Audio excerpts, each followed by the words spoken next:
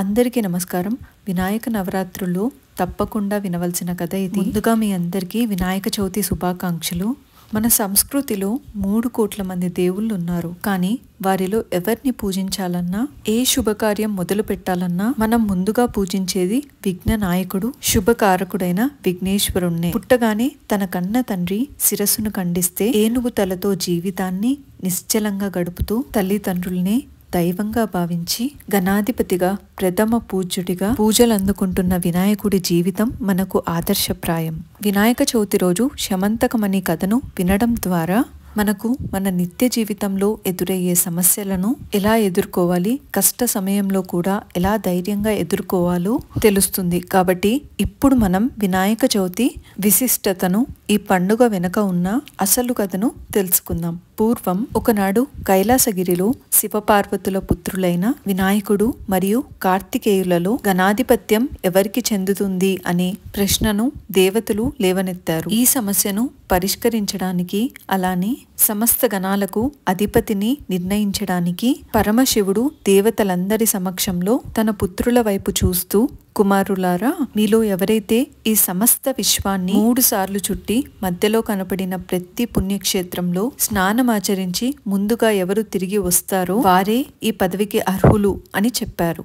తండ్రి చెప్పగానే కార్తికేయుడు తన వాహనమైన నెమలిపై ఎక్కి మెరుపు వేగంతో ఆకాశంలోకి దూసుకుపోయాడు. కానీ వినాయకుడు మాత్రం ఒక అడుగు కూడా ముందుకు కదలకుండా వెనక్కి తిరిగి తన తల్లిదండ్రులైన శివపార్వతుల వద్దకు వచ్చి చేతులు జోడించి వారికి నమస్కరించారు. అది చూసి ఆశ్చర్యపోయిన దేవతలు, ఏంటిది గణేశ, ఒక పక్క మీ తమ్ముడు పోటీకి సిద్ధపడి మనోవేగంతో లోకాన్ని చుట్టి వస్తుంటే నువ్వు ఈ సమయంలో ఇలా చేయడం ఏమిటి అని వాపోయారు. అప్పుడు వినాయకుడు వారితో, ఎవరైతే వాళ్ళ తల్లిదండ్రులను దైవంగా భావిస్తారో వారికి ఈ సమస్త సృష్టి వాళ్ళ తల్లిదండ్రుల్లోనే కనిపిస్తుంది. ఇక వారి చుట్టూ చేసే ప్రదక్షిణలు ఈ విశ్వంలోని అన్ని పుణ్యక్షేత్రాలను దర్శించినా వచ్చే ఫలితానికి తక్కువేమీ కాదు అని చెప్పాడు. శివపార్వతుల చుట్టూ 3 సార్లు ప్రదక్షిణ చేస్తూ కైలాసంలోనే ఉండిపోయాడు.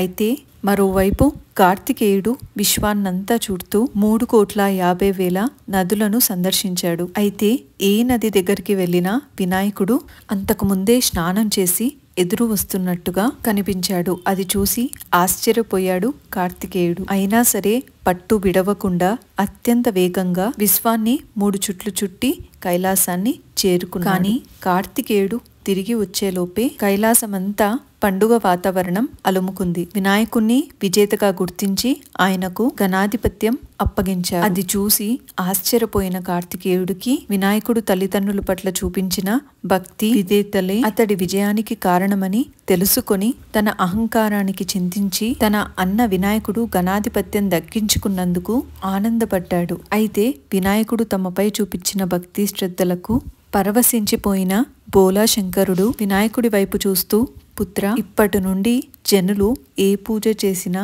ఏ వ్రతం చేసినా అందులో ప్రథమ పూజ నీకే దక్కుతుంది. అలా మొదట నిన్ను ప్రార్థించి మొదలుపెట్టిన కార్యంలోని సకల విఘ్నాలు తొలగి ఆ కార్యం సంపూర్ణమవుతుంది అని ఆశీర్వదించారు. ఆ విధంగా భాద్రపద శుద్ధ చవితి నాడు వినాయకుడు విఘ్నేశ్వరుడయ్యాడు. అయితే ఆ రోజు అన్ని దేశాలలోని భక్తులందరూ కుడుములు, పాలు, అరటి పండ్లు ఇలా విఘ్నేశ్వరునికి అనేక రకాలైన పిండి వంటలు, అనేక రకాల వంటలను సమర్పించారు. వినాయకుడు ఆ ఆహార పదార్థాలను కడుపు నిండా ఆరగించి కొంత తన వాహనమైన మూషికానికి పెట్టి చీకటి పడే వేళకు కైలాసానికి చేరుకున్నాడు. అయితే ఎప్పటిలాగే తల్లిదండ్రుల చరణాలకు నమస్కరిద్దామని కిందకు ఉంగాడు. కానీ అది తన వల్ల కాలేదు. ఎంత ప్రయత్నించినా పుట్ట ఉంగట్లేదు, చేతులు నేలను తాకడం లేదు. అలా విఘ్నేశ్వరుడు పడుతున్న అవస్థలను చూసి శివుడి శిరస్సుపై ఉన్న చంద్రుడు పకపక నవ్వాడు. చంద్రుణ్ణి చూపు సోకి వినాయకుడి పొట్ట పగిలి లోపలున్న ఆహారమంతా బయటపడింది. అది చూసిన పార్వతీదేవి తీవ్ర దుఃఖానికి లోనై దీనికి కారణమైన చంద్రుణ్ణి చూస్తూ, ఓరి పాపాత్ముడా, నీ చూపు తగిలి నా కొడుకు మరణించాడు. కాబట్టి నిన్ను చూసిన వాళ్ళు పాపాత్ములై నీలాపనిందలు పొందుతారు అని శపించింది. అయితే సర్వజ్ఞుడైన విష్ణుమూర్తి ఈ విషయం తెలుసుకుని వెంటనే అక్కడ ప్రత్యక్షమై వినాయకుణ్ణి తిరిగి బ్రతికించి అమరత్వాన్ని ప్రసాదించాడు. అంతలో దేవతలు పరుగు పరుగున అక్కడికి చేరుకుని పార్వతీదేవిని స్తుతిస్తూ, అమ్మ, నీవిచ్చిన శాపం లోకానికి ఒప్పు, దయచేసి మీ శాపాన్ని వెనక్కి తీసుకోండి అని ప్రాధాయపట్టారు. దానితో పార్వతీదేవి శాంతించి, ఏ రోజైతే చంద్రుడు నా కుమారుణ్ణి చూసి నవ్వాడో ఆ ఒక్కరోజు మాత్రం ఈ శాపం ఫలిస్తుంది అని శాపోపశమనం కలిగించింది. ఆ రోజు భాద్రపద శుద్ధ చతుర్థి. అలా కాలం గడిచి ద్వాపర యుగం వచ్చింది. నారదుడు లోకాలన్నీ సంచరిస్తూ శ్రీకృష్ణుని దగ్గరకు వచ్చి చంద్రుని శాపం గురించి తెలియజేసి, ఆ శాపం పొందిన వినాయక చవితి ఈ రోజే కాబట్టి నేను త్వరగా వెళ్ళాలి అంటూ స్వర్గానికి వెళ్ళిపోయాడు. అది విన్న శ్రీకృష్ణుడు ఈరోజు చంద్రుణ్ణి చూడొద్దని ప్రజలందరికీ ప్రచారం చేశాడు. అయితే కృష్ణునికి పాల మీద ఉండే ఇష్టంతో అంతఃపురం నుంచి బయటకు వచ్చి చంద్రుణ్ణి చూడకుండా ఆవు దగ్గరికి చేరుకుని స్వయంగా తానే పాలు పితుకుతుండగా ఆ పాలల్లో చంద్రుని ప్రతిబింబం కనిపించింది. అది చూసిన శ్రీకృష్ణుడు హతవిధి, నేనేమి నీలాపనిందలు పొందాలో కదా అంటూ చింతించాడు. ఆ తర్వాత కొన్నాళ్లకు సత్రాజిత్తు శ్రీకృష్ణుని దర్శనానికే వచ్చాడు. అతడు సూర్య భగవానుని కోసం తపస్సు చేసి శమంతకమనే విలువైన మణిని వరంగా పొందాడు. ఆ మణి రోజుకి 8 బారవుల బంగారాన్ని ఇస్తుంది. అంతేకాకుండా ఆ మణి ఉన్న చోట ఎటువంటి కరువు గాని రోగాలు గాని ఉండవు. అయితే ఆ శమంతకమణిని చూసి ముచ్చటపడిన శ్రీకృష్ణుడు తనకిమ్మని సత్రాజిత్తుని కోరాడు. అందుకు సత్రాజిత్తు ఒప్పుకోలేదు. దానికి శ్రీకృష్ణుడు ఇక మళ్ళీ దాని గురించి మాట్లాడకుండా ఊరికే ఉన్నాడు. ఒకరోజు సత్రాజిత్తు తమ్ముడైన ప్రసీయనుడు ఆ మణిని తన మెడలో వేసుకుని వేటకని అడవికి వెళ్ళాడు. అక్కడ ఒక సింహం ఆ మణిని చూసి మాంసం అనుకుని అతనిని చంపి మణిని తీసుకుపోతుండగా జాంబవంతుడు అనే ఒక భల్లూకం ఆ సింహాన్ని చంపి ఆ మణిని తన గుహకు తీసుకుపోయి తన కూతురికి ఆట వస్తువుగా ఇచ్చాడు. అయితే ఈ విషయం తెలిసిన సత్రాజిత్తు నన్ను మణి అడిగితే ఇవ్వలేదని శ్రీకృష్ణుడే నా తమ్ముని చంపి శమంతకమని నీ కాజేశాడు అని లోకమంతా చాటింపు వేశాడు. అయితే ఈ విషయం తెలుసుకున్న శ్రీకృష్ణుడు తాను భయపడినట్టుగానే తన మీద నీలాప నిందలు పడడంతో వాటిని ఎలాగైనా రూపుమార్పుకోవాలని భావించి అందరి సమేతంగా అడవిలోకి వెళ్లి వెతకసాగాడు. అక్కడ తన కంటికి ప్రసీవుని శవం, సింహం మరియు బల్లూకాల అడుగుజాడలు కనిపించాయి. ఆ అడుగుజాడలను అనుసరిస్తూ వెళ్లిన శ్రీకృష్ణుడు ఒక గుహ వద్దకు చేరుకున్నాడు.